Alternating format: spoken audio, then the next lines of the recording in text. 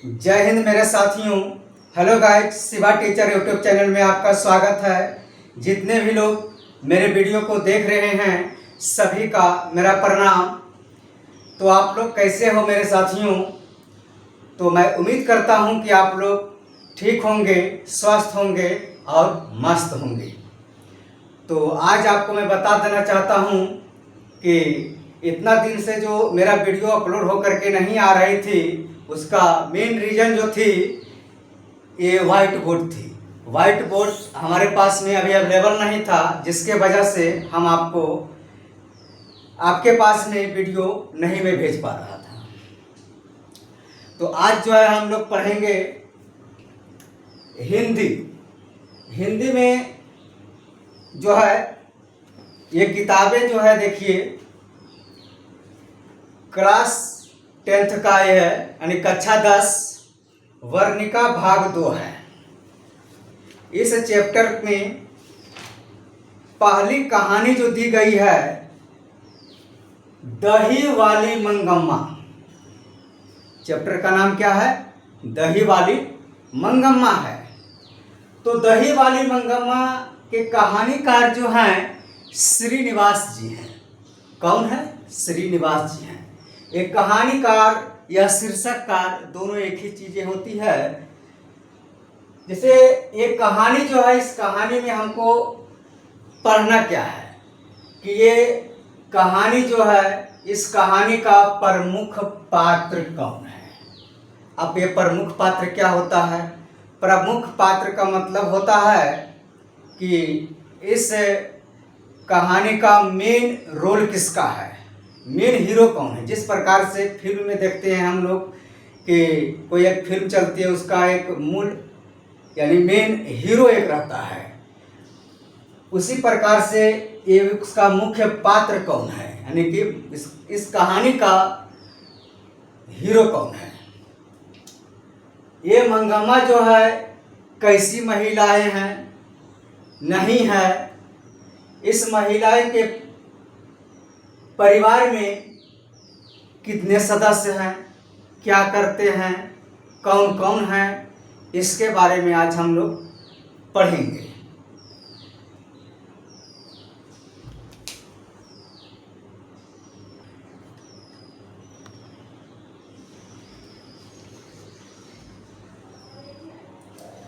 ये श्रीनिवास जी का जन्म कहाँ हुआ, कब हुआ, सारे चीज़ें के बारे में आज हम लोग पढ़ेंगे, उनके बारे में।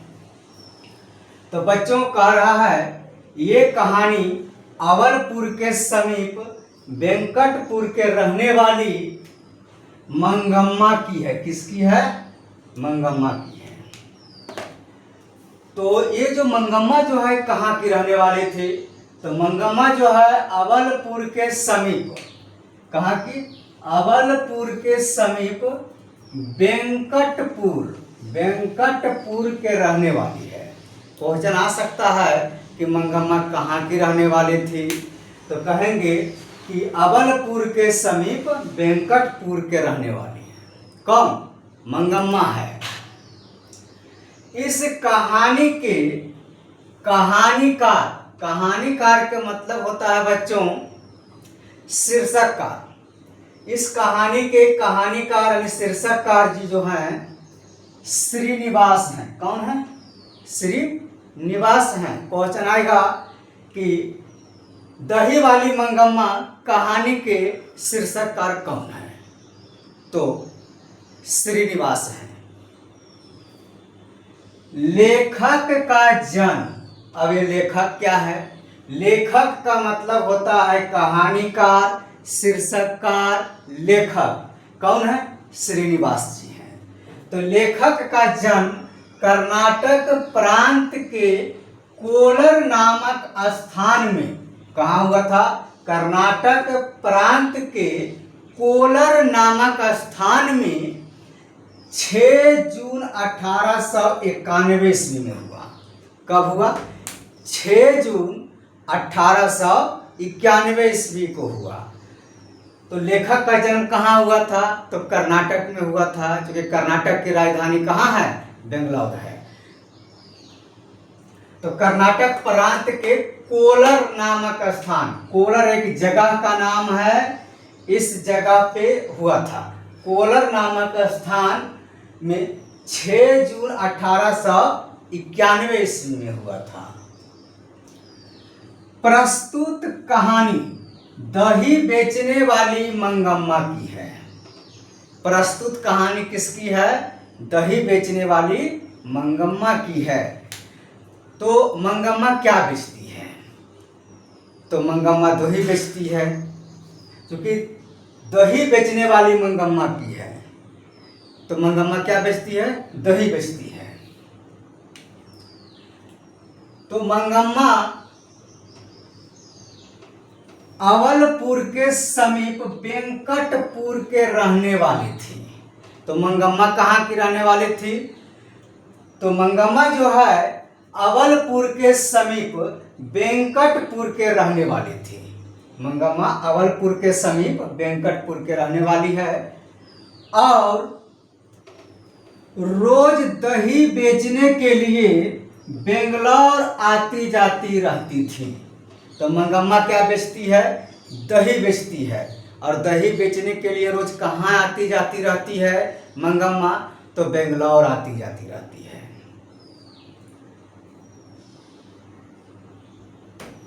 लेखक के माँ के पास बैठती है।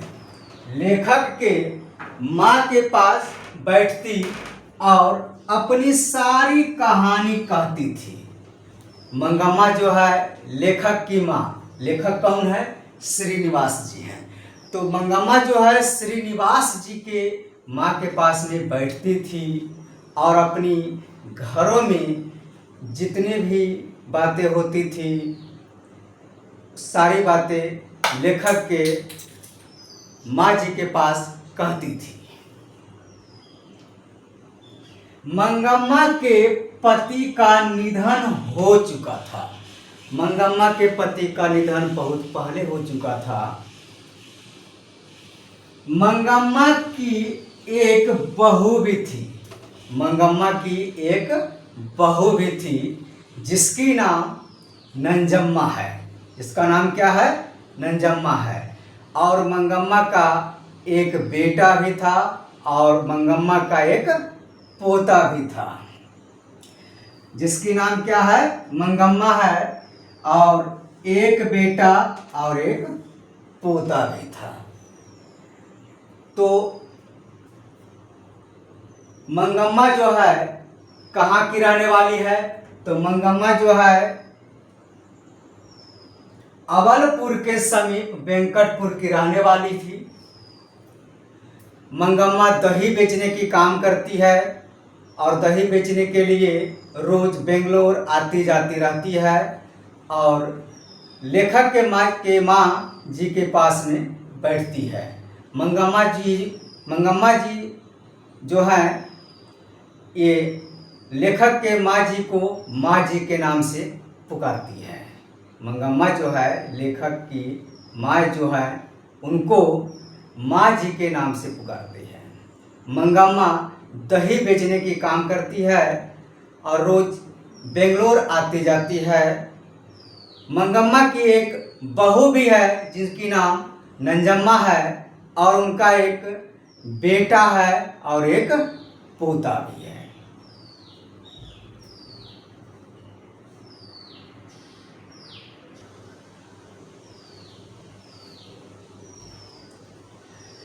मंगम्मा अपने पोते से बहुत प्यार करती थी। जो मंगम्मा की जो एक पोता था वह पोते से मंगम्मा बहुत प्यार करती थी। अचानक एक दिन मंगम्मा रोते हुए लेखक के माँ के पास आई। मंगम्मा जो है अचानक रोते हुए लेखक के माँ के पास में आई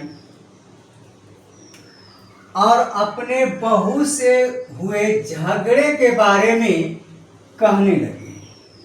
मंगम्मा जो है अपने बहू से हुआ झगड़ा के बारे में कहने लगी। झगड़ा का मुख्य कारण था पोते की पिटाई। प्रत्यक्ष में तो झगड़े का मुख्य कारण था पोते की पिटाई।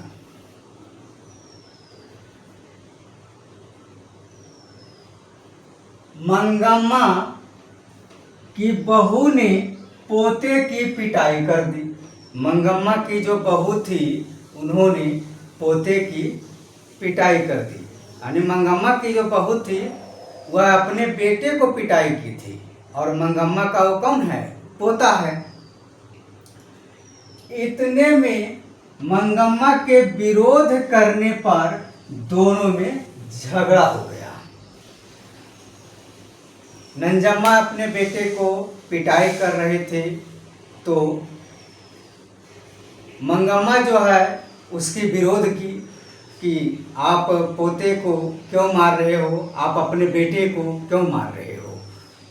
तो यही बीच को लेकर के झगड़ा हो गया। मंगम्मा अब अपने बेटे और बहू से अलग रहने लगी। मंगम्मा जो है अब अपने बेटे और बहू से अलग रहने लगी। जब झगड़ा हो गया दोनों में, सास और बहू में, यानी मंगम्मा और नंजम्मा में, तो मंगम्मा से बहू अलग रहने लगी और बहू से मंगम्मा भी अलग रहने लगी।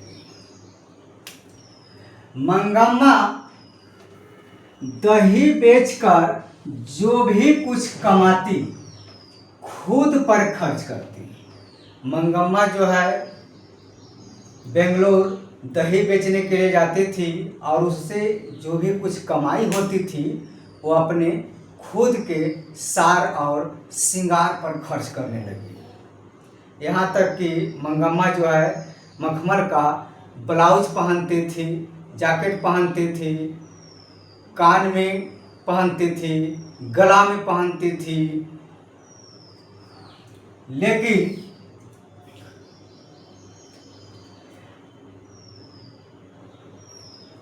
और अपने सार श्रृंगार पर खर्च करती थी। इससे वह कुछ लोगों की आलोचना का पात्र भी बन गई। कुछ लोगों की आलोचना का पात्र बन गई। ये आलोचना का मतलब क्या होता है? आलोचना का मतलब होता है कि कुछ लोगों ने उन्हें भला बुरा कहना शुरू कर दिया। किसको? मंगम्मा को।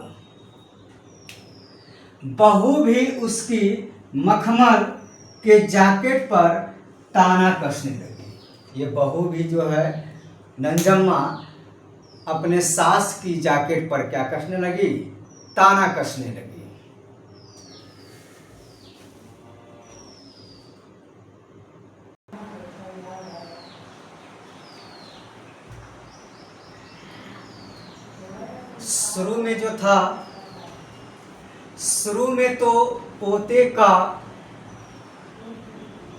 शुरू में तो झगड़ा का कारण था पोते की पिटाई।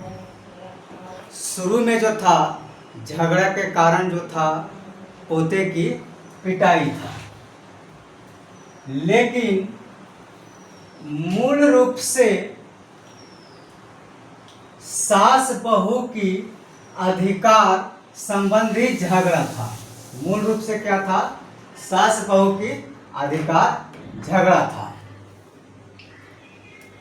पत्नी अपने पति पर अधिकार पाना चाहती थी, पर मां अपने बेटे पर अधिकार जमाए रखना चाहती थी। नंजम्मा जी जो थे उनको मानना था कि मैं अपने पति पर अधिकार पाऊँ क्योंकि वो मेरा पति है। लेकिन ये मंगम्मा जी जो थे उनको कहना था कि मैं अपने सास पर कि मैं अपने बेटे को मैं अपने कब्जे में रखूं। इसीलिए पत्नी अपने पति पर अधिकार पाना चाहता था और मंगम्मा थी जो अपने बेटे पर अधिकार पाना चाहता था। रंगप्पा मंगम्मा की गांव का ही एक व्यक्ति था। रंगप्पा मंगम्मा की गांव का ही एक व्यक्ति था। वह जो था, वह बोले तो रंगप्पा जो था मंगम्मा को अकेले जानकर उसके संपत्ति को हड़पना चाहता था। रंगप्पा जो है, जब सास और बहू में जब झगड़ा हुआ था, तो सास और बहू में झगड़ा क्यों हुआ? क्योंकि प्रत्यक्ष में तो झगड़े का कारण था पोते की पिटाई, लेकिन मूल रूप से झगड़ा का कारण जो था, पति पर अधिकार पाना चाहती थी नंजम्मा और बेटे पर अपना अधिकार जमाए रखना चाहती थी मंगम्मा। तभी दोनों में जब झगड़ा हो गया तो पत्नी तो नंजम्मा जी जो थे वो भी अपने सास से अलग रहने लगी और मंगम्मा भी अपने बहू से अलग रहने लगी। वही बीच रंगप्पा मंगम्मा की गांव का ही एक व्यक्ति था। वह मंगम्मा को अकेले जानकर उसके संपत्ति को हड़पना चाहता था। उसके संपत्ति को हड़पना चाहता था। वह बहुत ही खराब आदमी था। कौन बहुत ही खराब आदमी था? तो ये रंगप्पा जो है बहुत ही खराब आदमी था। रंगप्पा चोर और जुएड़ी किस्म का व्यक्ति था। रंगप्पा जो था चोर और जुएड़ी किस्म का व्यक्ति था, लेकिन बहू की पहली निगाहों ने उसे पहचान लिया था।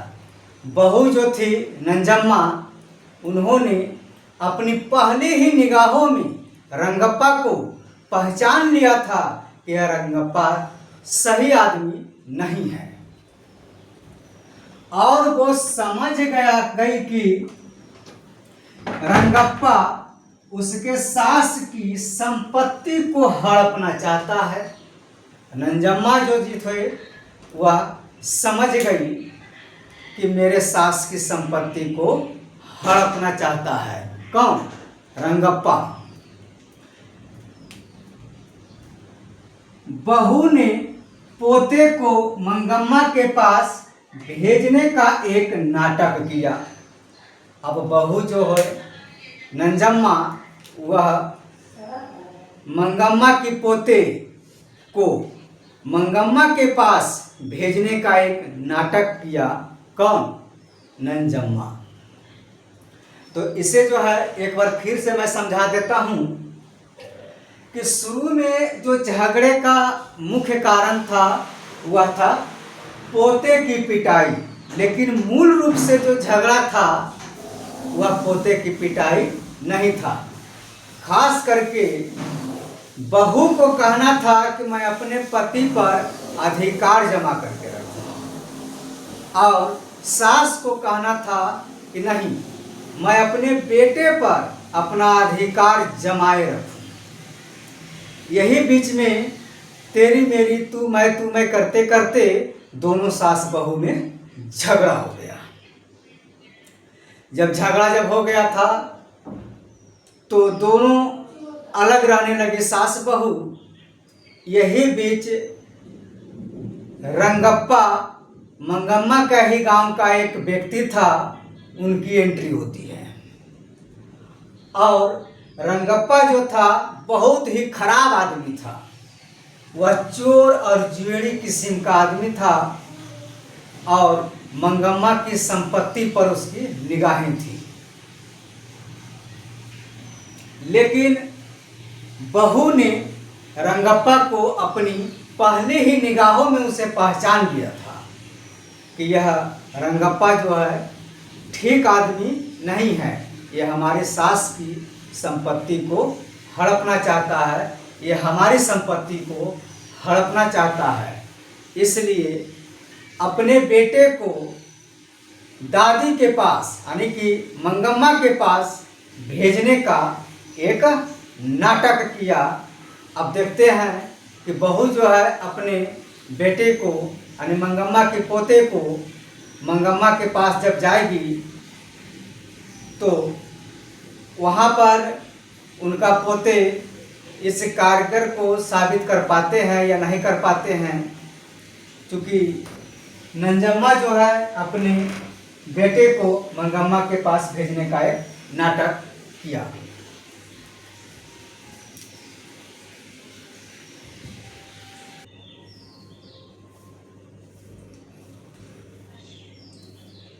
जब बहू ने अपने बेटे को मंगम्मा के पास भेजने का जब नाटक किया तो अब जो है मंगम्मा ने अपने पोते के लिए मिठाई भी बाजार से लाने लगी।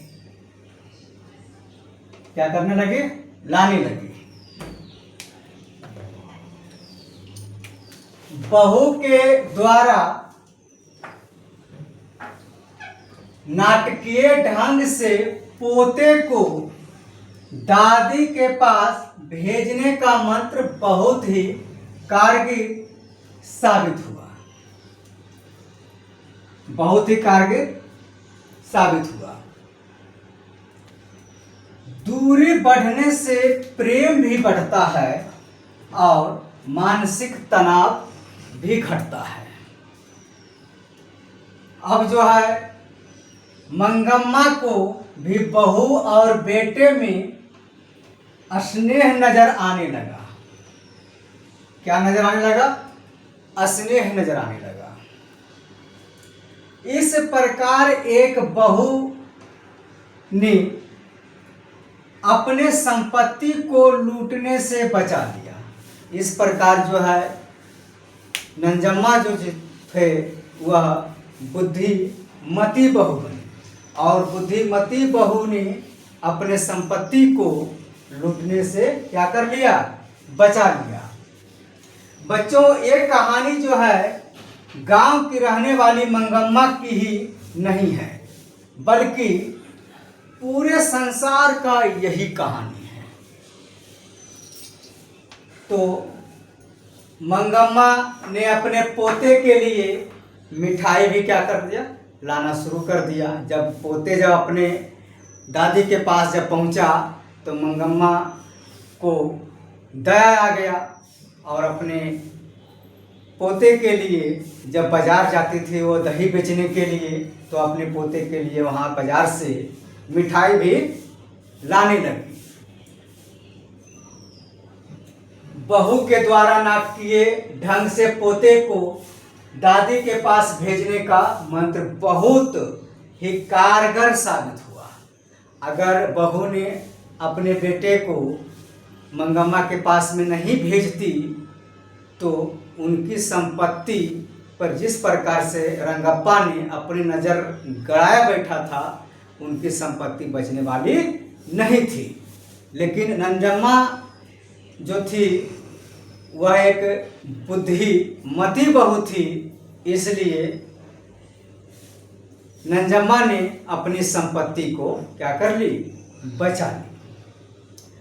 तो मेरे दोस्तों और मेरे बच्चों, आप लोग मुझे ये बताइएगा कि यह कहानी जो है आप लोगों को कैसी लगी और आप लोगों को कहाँ दिक्कत, कहाँ प्रॉब्लम, कोई दिक्कत, कोई इशू, कोई प्रॉब्लम यदि आ रही है तो आप लोग कमेंट में ज़रूर लिख करके मुझे बताइएगा, ताकि अगला वीडियो जब आपके पास में जब पेश हो तो उसमें मैं अपना सुधार करके आऊँ। और आज जो है वीडियो ये जो बन रही है ये बहुत जल्दबाजी में ये वीडियो बनाया हूँ। इसमें हो सकता है कि थोड़ा बहुत हमारी कमियाँ भी रह गई होगी और उस कमी को अगले वीडियो में मैं पूरा करके मैं आऊँगा।